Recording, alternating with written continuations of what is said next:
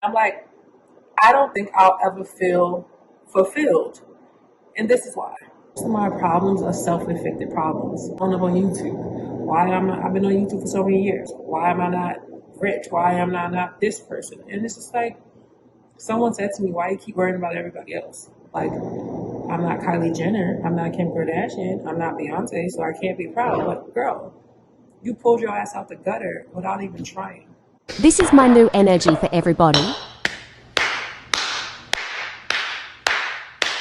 Cause why people keep playing with me like I won't really like, you feel me? Like, alright.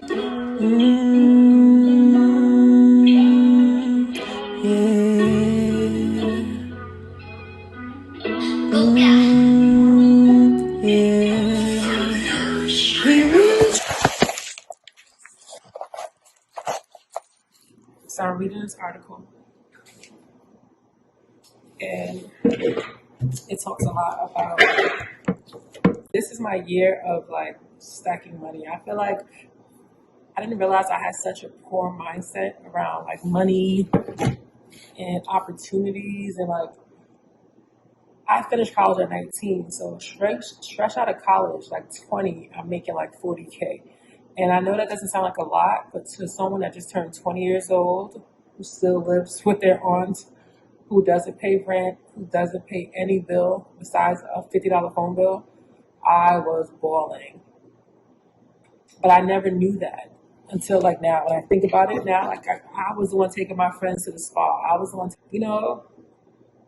you can't go back. So I was just doing research, trying to grow. And I found this article on I wouldn't say my favorite website, but a website I frequent, xonecole, aka Nicole Vigie, right?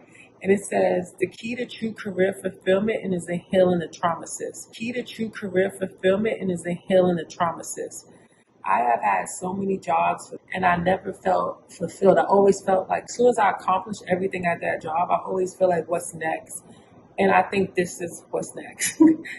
Healing myself. I thought I was fine. I'm like, nothing's wrong with me. Girl. This is my new energy for everybody. Cause why people keep playing with me like I won't really like, you feel me? Like, alright. Mother was on drugs. My grandma raised me. My grandma died. I watched her pass away. 14 years old. Move on my aunt. A total different style of parenting.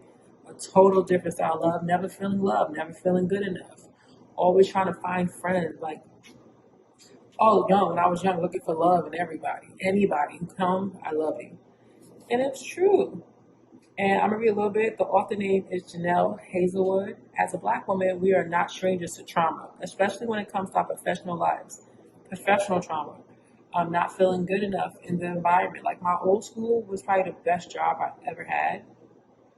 But I never felt comfortable in the environment because everyone else, not everyone, but most of the people came from such good. And I went with my coworker ice skating, and she was like, "Oh my God, I skated here as a kid. I took lessons here." And I remember thinking she's bragging when she was just like sharing a part of herself. Like, and I remember not liking her, thinking she's uppity. And it's like, you're low key uppity. My friends just tell me stuff like that. It's like, I'm not uppity, because especially when it comes to our professional lives. As empowered as many of us are, there are still lingering triggers that are a direct result of trauma. So this makes taking a healing journey vital for us, especially when it's ambitious and making big moves in our career. I was over here talking about what's next. After I done went to school, got a master's, worked very hard to get tenure. I'm very good at being a teacher. I love being around people. And I'm like, I'm ready to leave now and find a job in an office. I'm ready to go be an entrepreneur by myself. And this is why. She said, we deserve ease in the mental clarity that comes with resolving the wounds within us. And I'm very spoiled in a way where I don't like to share myself or my time. And I was raised in a highly volatile environment where you couldn't express yourself. So now I'm overly expressive on social media, but in real life I'm very quiet because I couldn't do that. But in social media as a teenager is where I escaped. I'm 36. My ass is still escaping to social media. Most of my problems are self-inflicted problems. That's why it's hard to complain to people you love, because they just feel like you're complaining. You're not. Like, you're better off than I was. And I used to get offended, like, oh my God, everyone can't understand. But it's like, you're making all your own problems. I'm worried about things I can't control. I'm like, why am I not blowing up on YouTube?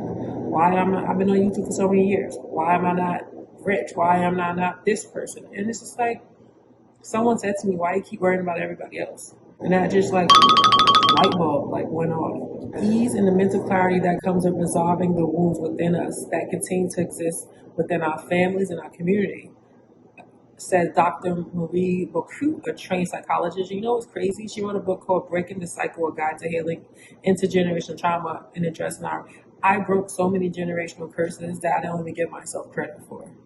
Like, I'm not Kylie Jenner, I'm not Kim Kardashian, I'm not Beyonce, so I can't be proud. But girl, you pulled your ass out the gutter without even trying. And you continue to elevate and grow, while serving as a role model for my brothers and my daughter and the generations that have not even been thought of yet. So 2024, here it comes. What are your goals? What's on your vision board? What's on my vision board? For 2024? I don't know. I really want to jump off of a high cliff. The book talks about intergenerational drama, and I love to get more context on how it affects us and the way it shows up at work.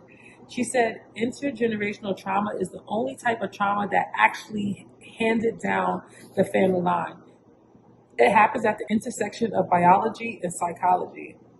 It is a very comprehensive and complex process by which we are to acquire any kind of genetic imprints from our parents, grandparents, and great-grandparents. It's very comprehensive and a complex process by which we are acquire any kind of genetic imprints from our parents, grandparents, and great-grandparents and ancestors who have suffered. I'm Black. My ancestors have suffered.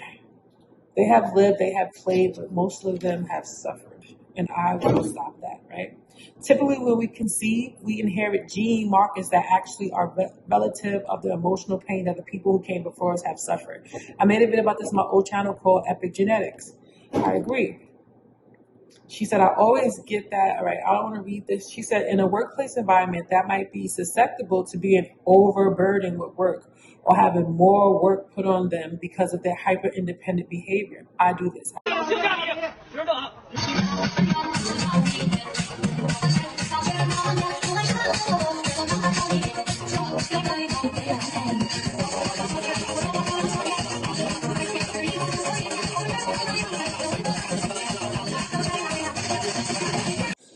I was telling my cousin that I feel at peace. I feel so good. And I was just wondering why. I thought it was just like I grew up. No, it's because I'm actively doing things to make my life better. I'm sleeping, I'm relaxing, I'm resting, I'm going to get massages.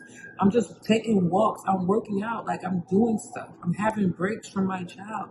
Before I used to try to be like, let me go get it. She don't want to do this, she don't want to do that. But it's like, I have to focus on me because one day she's going to leave and